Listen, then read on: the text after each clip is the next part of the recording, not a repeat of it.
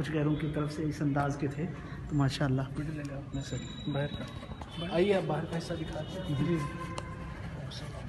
السلام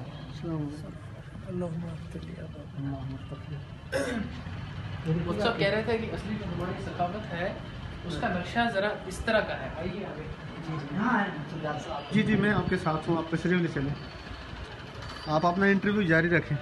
ماشاء اللہ ایسا لگے گا ہی نہیں آپ کو، آپ جموں میں بیٹھے ہیں. جب آپ اس مسجد کا نقشہ دیکھتے ہیں باہر سے اندر آتے وقت، ذرا آگے آئے سجاد بھائی. جی جی اس کی مینجمنٹ دیکھیں، اس کا نظام دیکھیں. اصل جو لوگ کہتے ہیں نا کہ انجینئر، جی جی اصل جو اندلس بنا تھا جب مسلمانوں نے اس کو فتح کیا تھا، جی اس وقت مسلمانوں نے سب سے پہلے جو زمینی نقشے کے اوپر جو تعمیرات دی وہ اس انداز کی تھی اور اس طرح کے باغیچے دیے تھے.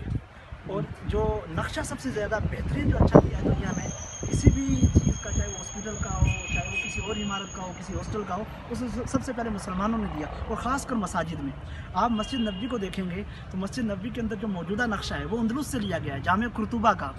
آپ اس کے سائز کو دیکھیں، اس کے جغرافیے کو دیکھیں، اور مسجد کا جو صفوں کا ڈسپلن ہے وہ دیکھیں، وہ سب جو عکس ہے وہ مسجد قرطبہ کا ہے. مگر افسوس جانیے کہ مسجد قرطبہ ہمارے ہاں کنٹرول میں نہیں ہے، ہمارے ہاتھ میں نہیں ہے، وہ غیروں کے پاس ہے. کیوں؟ اس کی وجہ ہمارے آپسی اختلافات اور ہمارے اعمال کی کمزوری، دو وجوہات کی وجہ سے.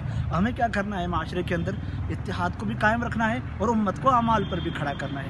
ٹھیک ہے نا؟ انشاءاللہ. جزاک اللہ.